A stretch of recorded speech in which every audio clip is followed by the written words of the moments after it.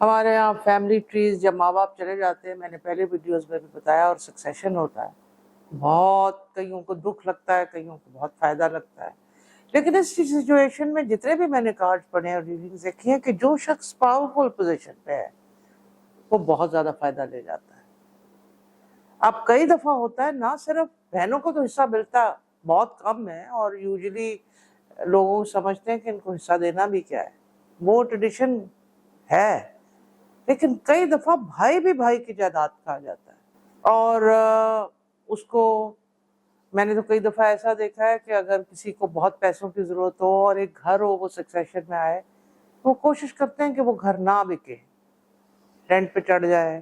ایسی سچویشن میں یہ آئے تھے، ایک دو بھائی آئے تھے، اور ایک بہت پاورفل سچویشن میں تھا اور دوسرا بڑا اسٹرگلنگ تھا، بلکہ ملک سے باہر جانا چاہ رہا تھا اور اس کو پیسے چاہیے تھے.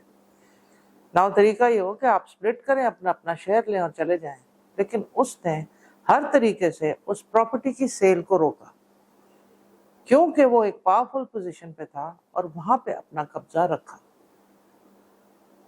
وہ شخص دوسرا بھائی جو بڑا بھائی تھا، یہ چھوٹے بھائی نے کیا، وہ باہر جانا تھا، باہر جا کے چلا گیا. بعد میں ان کی مقدمے بازی ہوئی. پہلے تو اس بندے نے ڈالر پہ ڈالر لائر پہ لگائے، اور لائر ان کا فون ہی نہیں سنتا تھا. میں نے اتنا سٹریس باہر سیٹلڈ بہت لوگوں میں دیکھا ہے. وہ جائیداد کے حصوں کے لیے اپنی طرف سے ایک طریقہ کار جو قانوناً ہوتا ہے وہ کر تو دیتے ہیں، لیکن یہاں پہ جو پاورفل لوگ ہیں یا پاورفل نہیں بھی ہیں، ہمارا سسٹم ہی ایسا ہے کہ ڈیٹ پہ ڈیٹ آگے ہوتی جاتی ہے، اور صدیاں بیت جاتی ہیں اور ان لوگوں کو کچھ بھی نہیں ملتا. اب جو ایک تو آپ نے یہ بھائی بہنوں کا تو بہت لیٹر پارٹ آتا ہے، جب یہ سچویشن کی تو چلو آپ نے حصہ رکھ لیا. اور اس سچویشن میں بھی میں نے دیکھا کہ فون اپوائنٹمنٹس ہوتی تھی، وہ بندہ بھی لگا رہا کرتا رہا، بہت دیر گزر گئی، بھائیوں کا رشتہ بات چیت تو ختم ہو گئی. اب کزنز کیونکہ ایک بہتر پوزیشن میں تھے، وہ افلوئنٹ تھے، تو وہ لوگ اپنے کزن سے بھی بات نہیں کرتے تھے، جائیداد کی وجہ سے ویسے بھی لڑائی ہو گئی. لیکن جو دوسرے بھائی نے، چھوٹے بھائی نے، جس نے قبضہ کیا ہوا تھا ساری پراپرٹیز پہ اور ان کے رینٹ بھی کھائی جا رہا تھا، وہ پیسے تو بنا رہا تھا، لیکن اس کی فیملی میں سب سے بڑی پرابلم آئی جب اس کے بیٹے کو کڈنی کی پرابلم آئی، اور اس کو کڈنی کے لیے ایک ڈونر چاہیے تھا. ڈونر زیادہ، بہت سارے لوگوں کا پیسہ پانی کی طرح بہتا گیا، ڈائلسس ہوتے گئے، پانی کی طرح بہتا گیا. اور کڈنی کے لیے اس ینگ لڑکے کو بہت زیادہ تکلیف ہو رہی ہے. انفیکٹ ریسنٹلی بھی تکلیف ہو رہی ہے.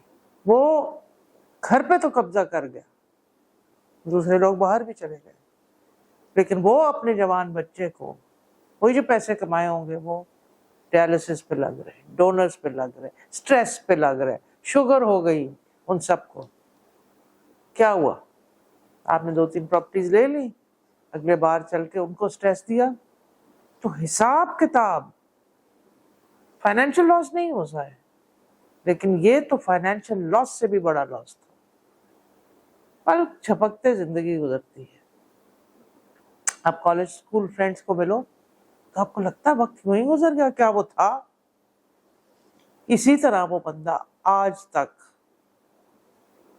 ابھی تھوڑی دیر گزر گئی ہے، لیکن جو لاسٹ میں نے ریڈنگ کی تھی اسے کڈنی نہیں ملی ہوئی تھی. اللہ کرے مل جائے، اور بچے کا تو کوئی قصور نہیں تھا، لیکن بہت سٹریسفل تھا.